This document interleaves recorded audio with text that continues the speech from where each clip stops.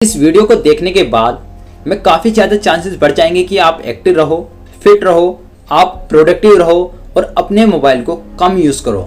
तो मैं इस वीडियो में आपको बताने वाला हूँ तरीके कि आपकी हेल्थ की 12 क्यों बज रही हैं। दोस्तों, अगर आपकी प्रॉब्लम इस तरह से हो रही है कि आप चीज़ों को बार बार भूल रहे हो, बातों में बार बार कन्फ्यूज हो रहे हो, स्ट्रेस में होते हो, आलस आ रहा है आपको बार बार, या कोई भी काम करने में आपका मन नहीं लग रहा है, या फिर आपकी फिजिकल स्ट्रेंथ कम हो रही है, तो ये कहीं ना कहीं मोबाइल की वजह से हो रहा है। नॉर्थ वेस्टर्न यूनिवर्सिटी से हुई स्टडी से पता चलता है कि वो लोग जो अपना टाइम मोबाइल में ज़्यादा स्पेंड करते हैं वो ज़्यादा डिप्रेस्ड होते हैं। जो इस एडिक्शन से निकल रहे हैं उसका डिप्रेशन 68 मिनट्स का होता है, जबकि जिसकी मेंटल हेल्थ बिल्कुल सही होती है उसका डिप्रेशन 17 मिनट्स का होता है। एक और रिसर्च जो कि सन 2012 में हुई, उससे ये पता चलता है कि वो लोग जो इमीडिएटली हाथों हाथ कोई भी मोबाइल में अलर्ट होता है उसे पढ़ते हैं और रेस्पॉन्स करते हैं, वो ज़्यादा स्ट्रेस में होते हैं। अब बात करते हैं नींद के बारे में, क्योंकि नींद भी बहुत बड़ा फैक्टर है। अगर आपको दिन में एनर्जी नहीं रहती है, अगर आप थका हुआ फील करते हैं और बार बार आपको दिन में नींद आती है, तो इसका मतलब ये है कि आपने रात की नींद ठीक से नहीं ली है। अच्छी क्वालिटी नींद न लेने से ब्रेन मेमोरी पर भी बहुत बड़ा फर्क पड़ता है। एक रिसर्च कहती है कि जितने भी लोग स्मार्टफोन यूज़ करते हैं उनमें से 18 से 29 की उम्र में जो आते हैं उनमें से 63% लोग अपने सेलफोन को, मोबाइल को या टैबलेट को साथ लेकर सोते हैं। और जो लोग 30 से 64 की एज के होते हैं उनमें से अराउंड 30% लोग यही सेम चीज़ें करते हैं कि अपने मोबाइल को अपने साथ लेकर सो जाते हैं। लेकिन इसमें चिंता की बात कहाँ है, इसमें टेंशन वाली बात कहाँ है? टेंशन की बात तो ये है कि एक और रिसर्च जो कि सितंबर सन 2015 में पब्लिश हुई थी, वो बताती है कि जो आप कैफीन लेते हो, जो कि चाय और कॉफ़ी में होता है, वो आपकी नींद के शेड्यूल में इतना इफेक्ट नहीं करता है जितना आपकी मोबाइल की ब्राइट लाइट रात के समय में करती है। अगर आपकी हैबिट है नाइट में मोबाइल यूज़ करने की, then chances are very high कि आपकी नींद जरूर डिस्टर्ब हो रही होगी और आपकी नींद पूरी नहीं हो रही होगी। लेकिन वो तो भला हो हमारे अंदर मेलाटोनिन का, जो हमें ये बताता है कि अब हमारा टाइम हो चुका है और हमें सोना है, और हमें नींद आने लग जाती है। हार्वर्ड की रिसर्च ने 6.5 घंटे तक ब्लू लाइट और ग्रीन लाइट के एक्सपोज के इफेक्ट को देखा और पता चला कि ब्लू लाइट ग्रीन लाइट से 2 गुना मेलाटोनिन को रोक देती है, जो कि आपके मोबाइल की डिस्प्ले में होती है। उसी की वजह से आपको नींद आने में तकलीफ होती है।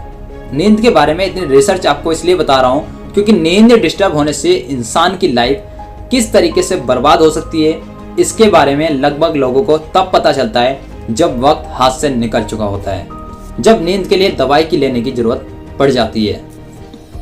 अब बात करते हैं एक ऐसी चीज़ की जो आपको बहुत ही अजीब लगेगी, वो है बैक्टीरिया। ये एक बहुत ही ज़्यादा हैरान कर देने वाली रिसर्च है। ये यूनिवर्सिटी ऑफ एरिजोना की रिसर्च है, जिसमें पता चलता है कि आपके टॉयलेट में जो भी बैक्टीरिया होते हैं उससे 10 गुना ज़्यादा बैक्टीरिया आपके मोबाइल पर होते हैं। और आप उसे यूज़ करते वक्त खाना खाते हो, उसका इतना यूज़ करने के बाद गिलास को हाथ लगाते हो। टॉयलेट तो आप रेगुलर क्लीन भी करते होंगे, लेकिन मोबाइल जैसी चीज़ को आप कभी क्लीन नहीं करेंगे। टॉयलेट तो आप रेगुलर क्लीन करते होंगे, लेकिन मोबाइल जैसी चीज़ को कौन क्लीन करता है? आपके मोबाइल को बार बार हाथ लगाने की हैबिट आपको कब बीमार कर रही है, ये भी आपको नहीं पता है। अगर हम बात करें फैमिली फ्रेंड्स की, तो हम अपनों से इतने दूर होते जा रहे हैं कि पड़ोसियों के नाम तक नहीं पता है हमें। गली के फ्रेंड्स से कब ढंग से बात की थी ये भी नहीं पता। लेकिन दूर दूर तक रह रहे ऐसे इंसान से हम घंटों तक बात करते हैं, जो मैं भी सिर्फ उसको मोबाइल की लत है वो भी इसलिए बात कर रहा है। एक और रिसर्च है यूनिवर्सिटी ऑफ मैरीलैंड की, वो कहती है कि स्मार्टफोन के यूज से हम सेल्फिश बनते जा रहे हैं और सोसाइटी से दूर होते जा रहे हैं।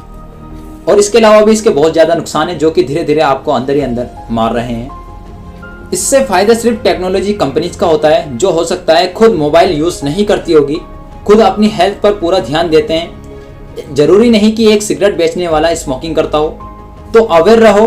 अगर इसी तरह हेल्थ की 12 बजाते रहे और अगर आप सक्सेस भी हो गए और धीरे धीरे ऐसा वक्त भी आ गया कि आपके पास सब कुछ हो गया, आपके पास पैसा भी आ गया, नाम भी हो गया, इवन आपकी शादी भी उस लड़की से हो गई जिससे आपके घर वाले मना कर रहे थे, तब भी आप अपनी लाइफ को एंजॉय नहीं कर पाओगे, क्योंकि आपकी हेल्थ की तो 12 बज चुकी है, आपकी हेल्थ आपके हाथ से जा चुकी है।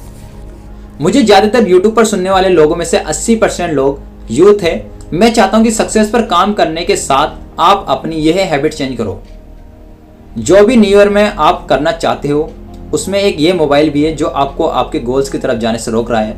हो सकता है आपको कभी कभी बुरा फील होता होगा, आपको बेवजह बुरा फील होता है, वो ज़्यादातर मोबाइल फ़ोन यूज़ करने की वजह से ही होता है, क्योंकि आपके माइंड की पूरी तरह से 12 बज चुकी है, जिसकी वजह से आप न्यू ईयर पर जितने भी आपने गोल बनाए थे उन पर काम नहीं कर पा रहे हो। तो जो सवाल मैंने आपसे पूछा था कि आपके साल के बचे हुए 3120 घंटे कहाँ वेस्ट हो रहे हैं, शायद इसमें से मोबाइल सबसे बड़ा रीज़न है। इसलिए मुझे इतनी रिसर्च बतानी पड़ी आपको ताकि आप डरो, आपको फिक्र हो, आप न्यू ईयर से मोबाइल के यूज़ को कंट्रोल करो और आप अपने गोल्स को अचीव करो। कहीं ऐसा ना हो कि मोबाइल आपको यूज़ करे, आपको आपके गोल से दूर करे। अब जो इसमें सारा खेल है वो आपका खेल है एनर्जी को एनालाइज करने का, अपनी बॉडी को, माइंड को समझने का, फिर देखना है कि आपके पास जो टाइम है उस टाइम से अपने गोल्स को कैसे अचीव कर सकते हो। आपके अंदर एनर्जी नहीं रहेगी तो आप प्रोडक्टिव कैसे रहोगे? आपका काम करने का मन ही नहीं करेगा, आलस आएगा, दिन में कभी भी नींद जैसा फील होगा। जैसे कि मैंने वीडियो की स्टार्टिंग में आपको बता दिया था कि आपके पास 3120 घंटे एक साल में है, जिससे आप बुक रीडिंग में लगा सकते हो, जिससे आप प्रोडक्टिव काम में लगा सकते हो, जिससे आप एक्स्ट्रा इनकम के कामों में लगा सकते हो, जिससे आप ऑनलाइन कोर्स में लगा सकते हो। लेकिन उसके लिए एनर्जी तो रहे, मोटिवेशन तो रहे।